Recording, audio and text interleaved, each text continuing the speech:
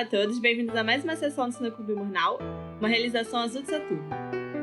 Eu sou Luiz Gustavo, artista visual, cineasta e professor. Eu sou Juliana Chaves, artista e cineasta. E continuando da nossa saga aqui dos filmes japoneses, dessa vez a gente veio com uma animação, né? Isso, Hoshio ou Kodomo, do Makoto Shinkai. Esse filme saiu no Brasil com o nome de Viagem pra Agartha. Ele ganhou o prêmio de melhor animação na 5ª edição do Asia Pacific Screen Award. Ou seja, como a gente falou, né, ele é um filme japonês de 2011 que tem mais ou menos ali 1h55, 1h56 minutos. Ou seja, ele é todo feito na técnica de animação de desenhos, né? Ele é um desenho animado. Aí ele tá disponível na Netflix, então se você quiser ver, tá lá. É. Mais fácil de achar do que alguns outros que a gente já passou por aqui. Sim, desse mês esse é o mais acessível, assim, é o mais fácil de encontrar. Ainda mais porque o Makoto Shinkai, ele tá na moda atualmente, né? Ele fez recentemente o sucesso estrondoso com Kimi no Na wa, Your Name. Não lembro se ele teve o nome em português. E agora a gente resolveu pegar esse pra analisar porque ele é muito diferente de toda a filmografia do Shinkai, né? Ele normalmente se baseia em relações cotidianas, mesmo que tenha um toque ali aqui de fantástico, mas a narrativa dele tá muito baseada nas relações humanas, bem menos na fantasia e bem menos na ação. Esse já é o contrário, ele tem muita ação e muita fantasia, né? É um filme até meio esquisito, ele parece um filme do Miyazaki, não feito pelo Miyazaki. Não, além disso, você tem o fato de que todo mundo chora no filme, menos você, né? Todos os personagens choram em algum momento, mas você, espectador, tá de boa. O que é uma coisa muito esquisita no filme do Shinkai, né? Porque você vai sair pelo menos afundado na cadeira de um filme deles. Sei lá, pensar em 5 centímetros por segundo e alguns outros assim, né? Que tem essa carga dramática muito pesada. Esse filme, o Viagem pra Agartha, ele não é bem assim, né? Como eu falei, ele é quase um filme do Miyazaki. Tanto que o design dos personagens, ele tá mais simples do que o Shinkai costuma usar. Assim como alguns elementos do cenário. Por exemplo, veículos, essas coisas, ele costuma fazer isso num desenho muito bem feito e normalmente colado em algo 3D. Aqui ele não usa isso tanto. Ele usa bem menos. O que é uma coisa que dá uma certa estranheza nesse filme. Ele me lembra um pouco o Earthsea do filho do Miyazaki lá, do Goro Miyazaki. O Contos de Terra-Mar. Mas o cenário do Shinkai continua fantástico.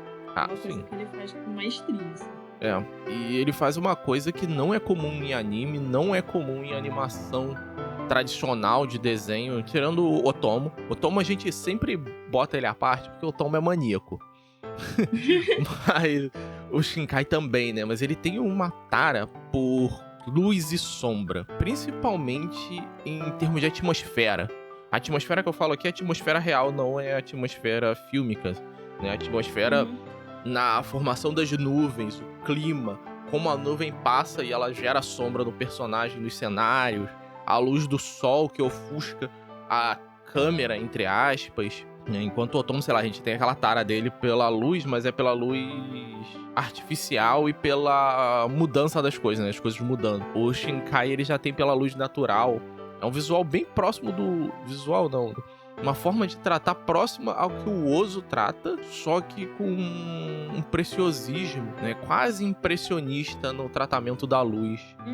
Já que você tocou no Ozu também, os temas dele, como você falou antes, né? São bem questões cotidianas em relação humana, que é muito também um tema abordado pelo Ozu também. E aí, no caso, esse filme, apesar de toda a fantasia, de tudo isso, no final das contas, ele tá tratando da questão da perda, né? Isso. De você aprender a lidar com a perda, entender que é algo que vai acontecer na sua vida e que você vai precisar lidar com isso, sabe? Você não pode ficar se afundando ali. Isso. E você não pode sacrificar outros por conta da sua dor, né? Ou pra amenizá-la. Essa talvez seja a grande questão ali. Exato. Esse filme, ele tem uma cadência diferente, né? Ele tem momentos de muita ação, momentos contemplativos, momentos onde vai ter muita explanação, ação de novo, depois ele volta a ser contemplativo. Ele é um filme... Eu senti ele descompassado, né? Eu senti que ele pesa demais em alguns pontos, em outros menos. Uhum. Porque todos os filmes do Shinkai, ele tem um certo mistério, né? Eles sempre escondem alguma coisa da gente, né? Por exemplo, 5 centímetros por segundo, você tem a questão do relacionamento dos dois personagens que acaba não funcionando, porque é assim na vida real. Às vezes funciona muito bem quando você é jovem e depois você envelhece um pouco, aquilo já não funciona mais tão bem. Esse filme, ele tem essas coisas, né? De como são as regras de Agartha e tudo mais. Porém, eu acho isso escondido de uma forma meio desleixada, sabe? Ele esconde esses segredos da gente com uma forma meio boba, porque a gente vê pelo ponto de vista da Asuna. Ele esconde da gente os segredos escondendo dela. Então, o velhinho vai explicar lá pro professor como é que funciona aquele mundo, o que ele pode fazer. Vira pra ela e fala, vai cozinhar, vai dar banho na criança. Tipo, ela é excluída totalmente da narrativa. Ela tá lá só pra ser salva e virar receptáculo no final. Na real, isso é uma parada que me incomoda um pouco. Não, bastante, na real. E ela é uma personagem que não faz absolutamente nada o filme inteiro, assim, basicamente, sabe? Isso. Você tem a impressão de que todas as decisões que ela toma não são decisões dela, sabe? Mesmo nos momentos que a decisão deveria ser dela, parece que a decisão dos outros imposta a ela, ou então ela simplesmente é carregada pelos outros, sabe? Tipo, não, você vai vir, você vai por aqui, você vai por lá, eu vou, você fica, sabe? E eu acho que esse pedaço do velhinho é assim, que dá mais raiva, talvez, porque é isso que você falou, né? Vai ali cozinha, vai ali dar banho na criança, vai ali fazer isso aqui. E não é só porque, tipo, é uma criança, então não vamos envolvê-la nessa conversa. Fica parecendo também que, tipo, é mulher, não vamos envolver ela nessa conversa. E tipo, ela o tempo todo é salva, como você disse. E aí eu acho que também fica ligado, porque o garoto lá no início, o Kun, fala do tipo, não, eu vou te dar a benção, eu quero que você viva aqui e tal, não sei o que e tal. Só que aí você pensa, beleza, então agora, de repente, ela em algum momento vai tomar a decisão por ela mesma, sabe? Ou então tentar se defender de alguma maneira, coisa. Mas não! E até o momento que parece que ela vai se defender lá, que é quando os bichos lá... Não lembro o nome dos bichos, enfim. Os vampiros esquisitos lá. Enfim. Tentam matar ela e parece que ela vai morrer. Ela tá com a arma que o cara deu pra ela, que o professor deu pra ela. Deu não, na verdade, ele fez uma troca injusta, pegou o cristal, que era a única lembrança do pai dela, que é um cristal mágico absurdo. Ele pega aquilo e, toma essa pistola aí, me dá isso aqui que eu vou descer. E claramente ela sabe usar uma pistola, né?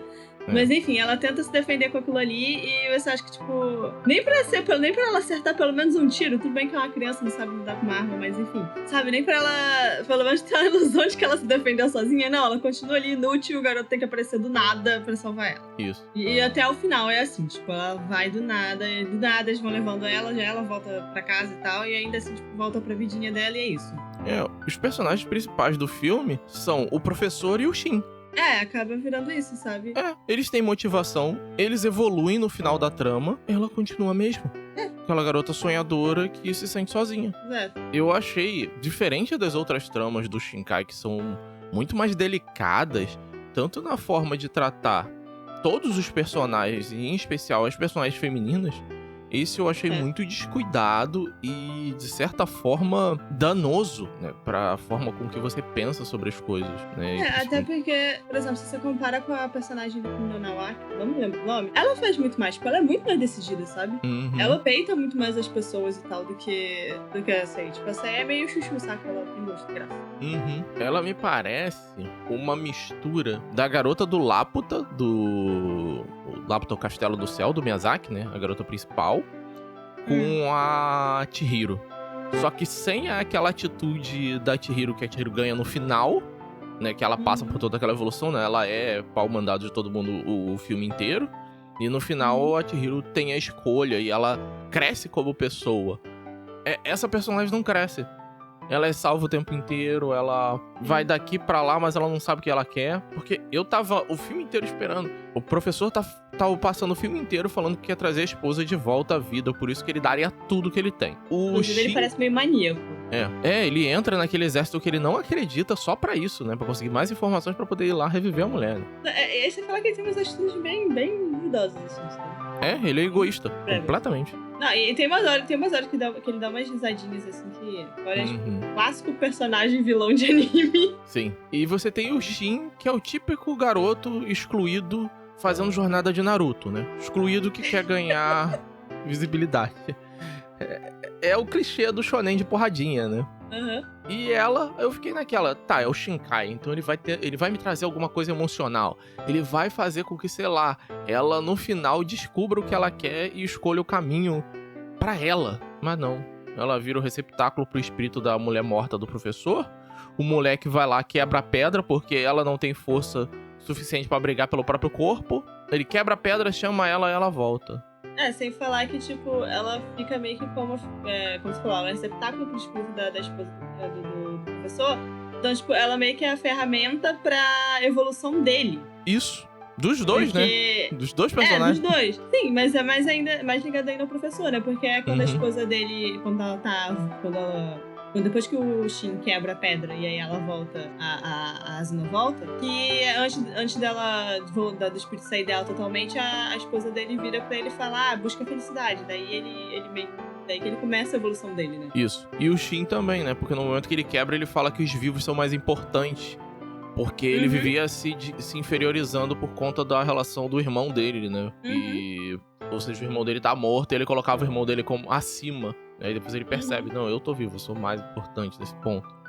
Então, a gente tem a resolução de 2 personagens e o terceiro, tô indo pra escola, tchau. E assim que acaba. Tô indo me formar, né? Tipo, que é o dia da formatura dela. E isso é, tipo, no meio do crédito, não é nem importante pra história. Então, tipo, se você é aquela pessoa que pula o crédito, você inclusive ia perder isso.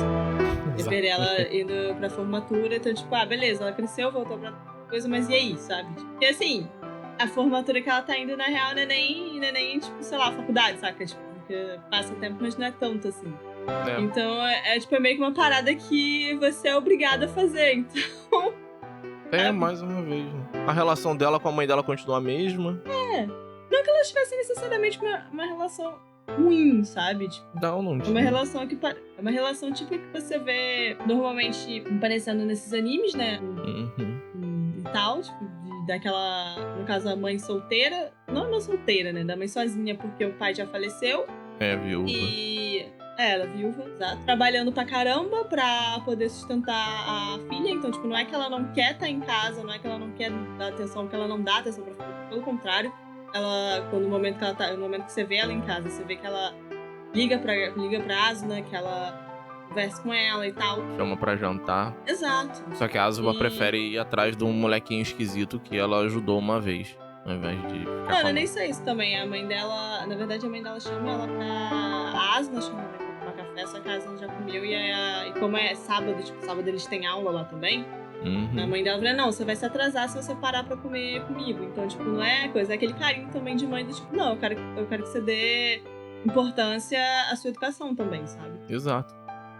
Então, tipo, ela é uma mãe que tá ali presente. Isso. Eu não entendi por que ela fala que ela é solitária. Porque as crianças da escola admiram ela, os professores acham ela uma garota fantástica, a mãe dela dá de tudo pra ela. Não, eu acho que, na real, é ela que se auto-excluiu. Então, talvez, de repente, o ponto de virada dela, mais ou menos, é quando ela quase morre lá, que ela fala, que ela começa a lembrar de todo mundo, e ela lembra da mãe, lembra daquela garotinha que tá sempre, vamos voltar pra casa junto, e ela tá sempre, tipo, não, eu tenho que chegar cedo, eu tenho que fazer isso, eu tenho que fazer aquilo, sabe? Sempre meio que dando uma dispensão da garota, sabe? Sim. E é meio que aquela coisa, talvez nesse momento ela tenha percebido que tipo, não, que eu não sou tão sozinha quanto eu achava que era, sabe? Eu tô aqui só meio que remoendo ainda a morte do pai, e é isso, sabe? Sim. Enquanto eu não paro pra prestar atenção em todo mundo que tá à minha volta. Mas aí no final, essa coisa dela indo pra formatura e tal, seja uma coisa mais tipo, olha, eu não me sinto mais tão sozinha. Mas é uma parada que não fica tão clara assim, sabe? Não é tão explorada assim. Ela então, não... tipo, parece que o desenvolvimento dela é menor do que os outros. Sim, ela não teve uma cena dedicada com a importância devida que nem todos os outros tiveram. Sim, porque tipo, você vê parte também do desenvolvimento dos outros dois nos créditos. Mas a grande virada deles, tipo, e a grande mudança deles, você vê ainda em tempo fora de crédito, sabe? E é no clima sem do falar filme. Que... É o momento Exato. que eles encontram o Deus. E o dela foi lá com os vampirozinhos, se eu não me engano. Tá bom. É isso aí, né? Eu acho que é isso. Shinkai. Eu esperava mais. É um filme ruim, mas acho que comparado com outros filmes dele, principalmente se você pegar acho que o Your Name, principalmente, é meio, né? Exatamente. Então a gente fecha aí a sessão de filmes japoneses com uma animação. Então, valeu, pessoal, e arrivederci.